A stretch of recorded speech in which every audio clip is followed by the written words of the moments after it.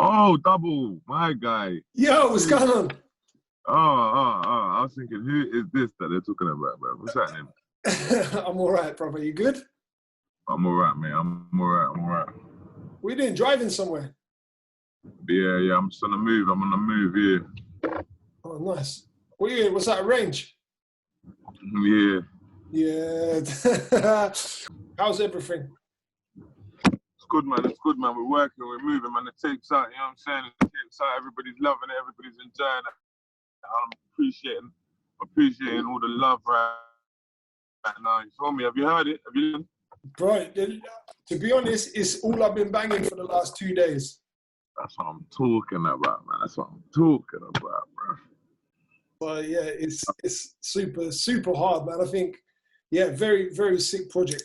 Are we talking about, is this a mixtape or is that an album? Well, I can't lie, we could call it an album, you know. I come like a street album, but I had to call it a tape, man, because I've been dying to free the streets for a minute.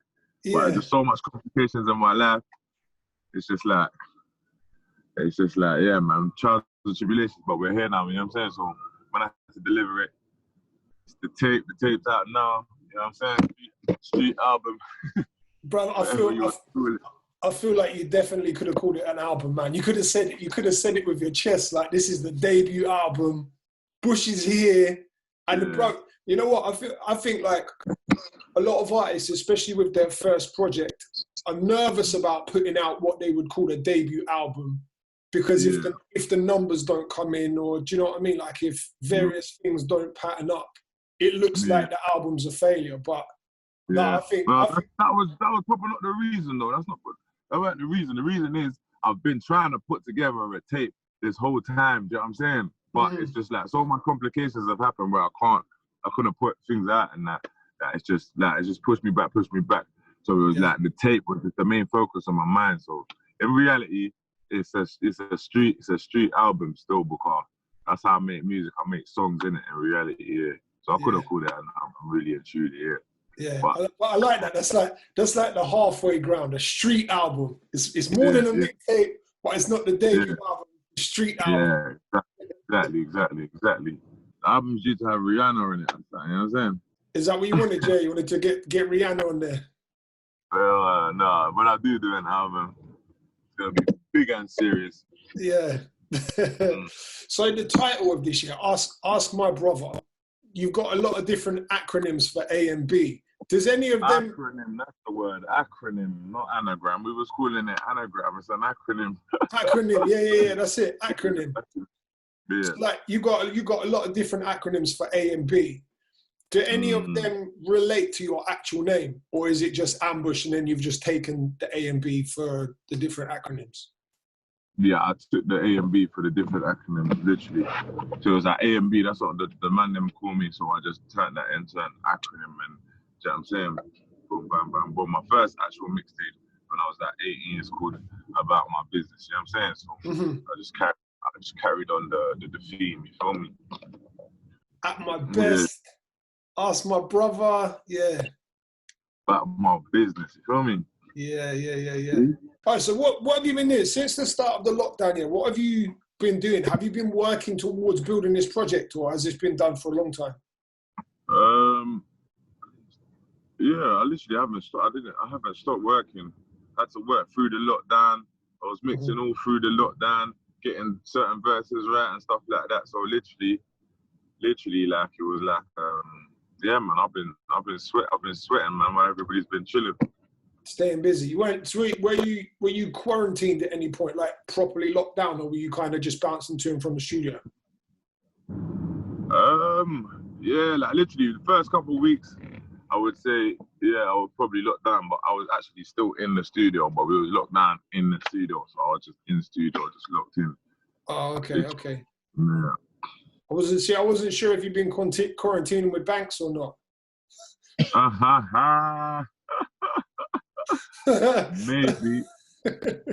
Maybe. I didn't know if she was with you or with Tion. I wasn't sure, bro, to be honest. Tion, he's got bare jokes, that guy. Don't listen to that guy. Don't listen to that guy.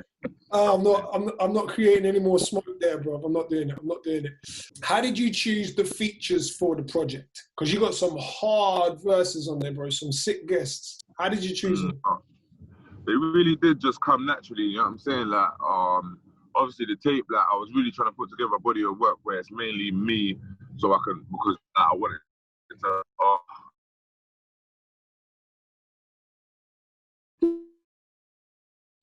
Boom. Can you hear me? Yeah. Oh, we're back then. Can you see me? No. There we go. Yeah, I'm back. Cool. Yeah, features. So, yeah, how did you pick who was coming on there with you?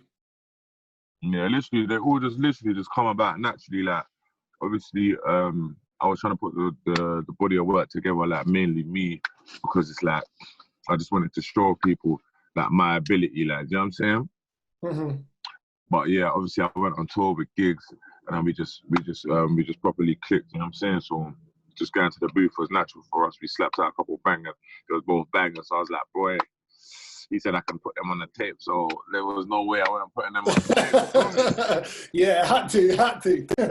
Was D-double and RA was like, obviously, like, I had the gram rhythm there, and it was like, yeah, man. It's like, I might as well, yeah, bro, man, I might as well put my favorite. I'm in a position where I could put my favorite MCs of all time on there, innit? So I thought, blood, I have to do this, innit? You know what I'm saying? It's like a dream come true, you feel me? Yeah. And then, winners, you know what I'm saying? That was just for the streets. There's real guys I know from the streets, and hits from there, you know what I'm saying? It was just a real natural current feature part in school. See the songs you did with gigs? I remember when we were out in Dam, halfway through the day, everyone walked down to a studio. I can't remember the address of the studio. I don't know what it was called.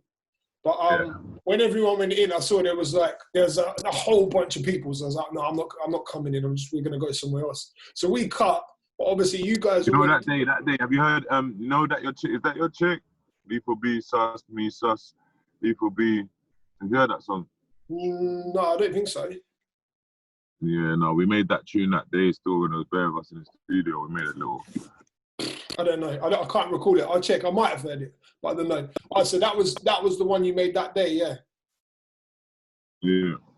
Okay. So I was going to ask if either of these two were made out in Dam.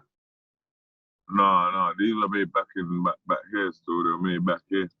Okay. They just up in the studio a couple of times. Were you recording a lot on the tour? Was a recording a lot on the tour? No, we just had that one studio session, to be honest. It was lit, man. Yeah, that day in particular, bro, that was fun. What's your favorite song off the project? I think it might be Sad Bitch, you know. Okay. Yeah. What's your favorite song? I like How I Feel. Yeah. I like who produced the beat for that, by the way? Day Trip. Okay, right, yeah, How I Feel, and hang on, I'm looking up the name now. Been On as well. Yeah, that's what I'm saying. That's my brother right there. You feel me? Cause Prezi Prost, that's my brother. That's my blood brother. That's my big brother. He's the one that taught me how to rap. You feel me? So. Oh, okay, what? That's your actual brother, yeah. Yeah, that's my actual brother, yeah. Okay, sick. And yeah, I'm a big fan of the Fanatics anyway. So like whenever I love all of their beats, bro. So like, yeah. Been on How I Feel. And EastEnders is a no-brainer. I love that because you know what, I'm a fan of storytelling rap. I love it when an artist can articulate a story. And I can listen and picture the story in my head. I love that. So like, EastEnders is another one. Bruv, I'm just looking at the track list. I might as well just name the whole. You know, everybody actually does that. That's why I'm so happy about this tape, man, because everybody's feeling how we was feeling about it, you know what I'm saying? So it's good to see. It's good to see, man. Who do you need to work with from the UK that you haven't got in the studio with yet? There's bare people I haven't got in the studio yet. Need to work with? I don't know if I need to work with anyone. But I would like to work with. I would Right, let's open it up. If you could have somebody dead or alive on the track with you, who would it be? From the UK? Anywhere, anyone. What a question, man. Right now, I don't know, man. I don't know. I think a good song would be Me and Meek Mill. Okay. I think that would be. Yeah. The sick thing about that, you know, you've both got that storytelling element that you can do, but you can also both make club bangers as well. Yeah, exactly. He's one of my favorite rappers still. Yeah. Right, so before we go, obviously, everything that's happening in the UK, well, around the world at the moment, obviously the Black Lives Matter, all of the protests and things that are happening in London, I feel like it's an important thing, especially on my platform also, that the conversation is opened up. Do you know what I mean? So I wanted to speak to you because I saw not long ago on your Instagram, you posted an article that talked about how your cousin died in police custody. And I've seen you speak in the past in interviews, like you've described the circumstances of that. So as someone who has had family that's been killed in police custody, and obviously a friend as well, it wasn't just your cousin, he was your friend. What else do you think can be done, or do you have like an opinion on certain things that should be done to correct the situation and the racism in the police? Nah, to be honest, let me hit you some facts real quick, Like in the UK, since 1990, nearly 1,700 people, or even probably more, 1,700 people have died in police custody. Out of those 1,700 cases, not one police officer has been fired, or not one police officer has been found guilty of murder. I know, they was all prosecuted, but there was no, the end result is no conviction. Because what they do, they've got a whole, like, it's an actual system, like they've got a whole way that they do this, innit? Like, because if like they admit, that they any wrongdoing, then it could unravel all these 1,700 cases. Do you know what I'm saying? I don't know how many there are, probably 10 times that amount, but do you know what I'm saying? Like, I know 3 people personally that I grew up with that I know that have been murdered by the police. Like, do you know what I'm saying? Rashawn Charles, he got murdered on camera by the police. Like, my cousin got murdered in a university by the police. My brother Edson da Costa got murdered in the middle of the street by the police. These are all young men. Do you know what I'm saying? And it's like all the officers were cleared of any wrongdoing. So for any real change to happen, all of these cases will have to be revisited and retrialed, and there would have to be a whole new, but it's like we're a long way from making any real change with the police, because they know exactly what they're doing. Do you know what I'm saying? What they do is, with my cousin, what they do is they let you outrage. This is what they do. They let you be mad and that. Do you know what I'm saying? And then they long it out. So my cousin died, and his murderers only faced trial. They only faced trial like a year and a half later. Was it a year and a half later? Maybe 2 years later, isn't it, man? They only faced trial nearly 2 years later. So they wait for all the hype to die down, all the anger that you had, you know what I'm saying? And then they make you do loads and loads of different things, go to loads of different places, loads of different, it's proper just tribulations they put you through, you know what I'm saying? So by the time it gets to the actual case, you're exhausted, you know what I'm saying? And then it's like no more fight left in you. They get found not guilty within a week, and it's like it was all in vain, you know what I'm saying? So that's why it's like, obviously the protests and that, it's all good, like it's all raising awareness. It will help. I think it will help in the day-to-day ongoings with the police. But as for actual change, like real life reform would have to happen. Like real people would have to be held accountable for their actions. You know what I'm saying? Like properly. You know what I'm saying? It's not fair. Yeah. Not to mention like the legal process, especially like you're saying, for waiting for 2 years and doing all that stuff. Yeah, that's what they do. That's what they do, bro. That's what they do. But for civilians, for normal people fighting cases, that's really expensive to do as well, especially it's like we had to hire a private coroner, all of these different types of things, like, you know what I'm saying? So it's like, yeah, man, if you haven't got the resources too, it's easy for them to just walk all over you. But even if you have, they will still walk all over you, you know what I'm saying? Yeah. I'm not qualified to answer this question, but I found it really interesting when I saw this online. Someone mentioned about potentially the way of beginning the change is to have more black police and more black youths join the police at an entry level. But what somebody else was saying was that I don't know if that's, I don't know, man. I really don't know, man. It's deeper than that, man, because it's like they train these people a certain way, like, do you know what I'm saying? And then you become accustomed to a certain like way of thinking and acting. Do you know what I'm saying? And then it's like it's like real gang mentality. Do you know what I'm saying? And then they all fight for each other.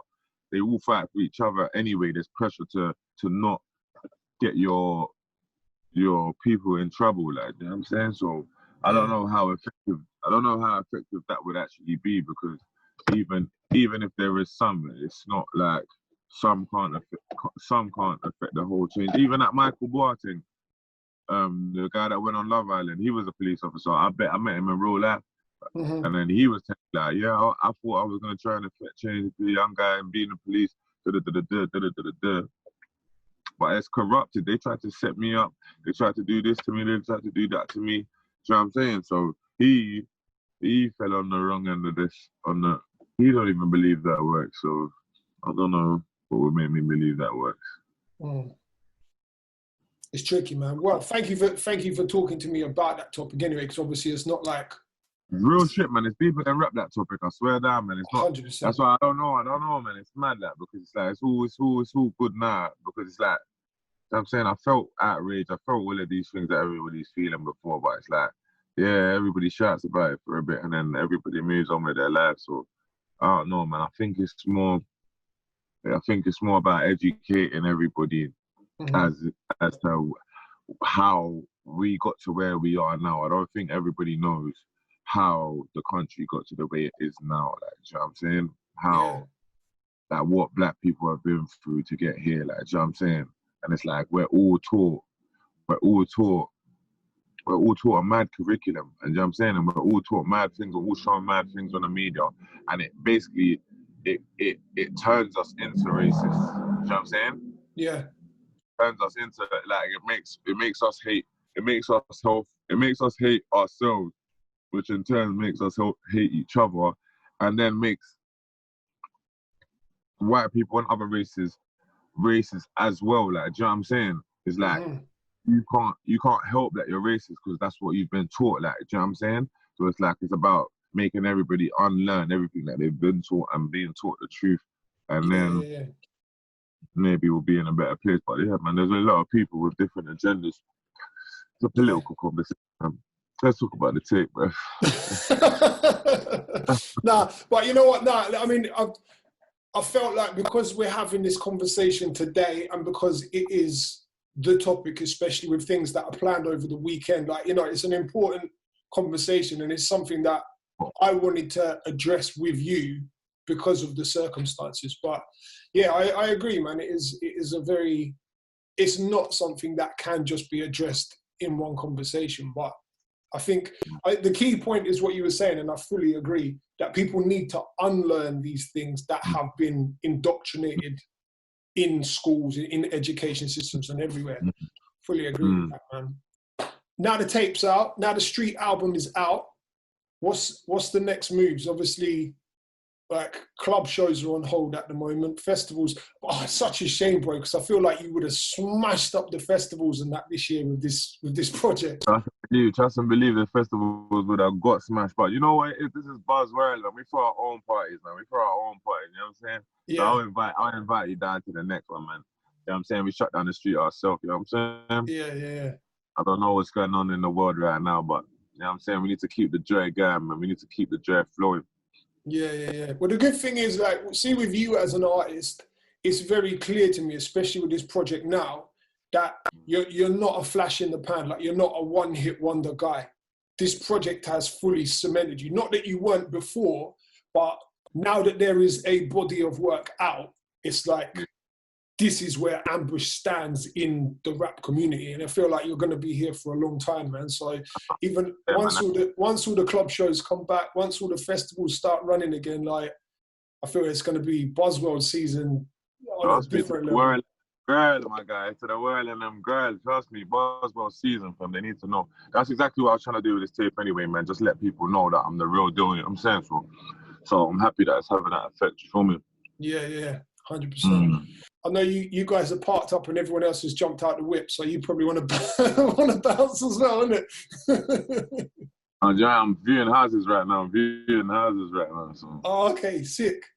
Amazing. Yeah, but, you know what I mean? I always got time for my guy Double. Yeah, I appreciate that, bro. Well, listen, Double. I appreciate you, man. Brother, it's been a pleasure, man. Thanks for having me, my bro. I'll speak to you soon, yeah? All right, bye-bye.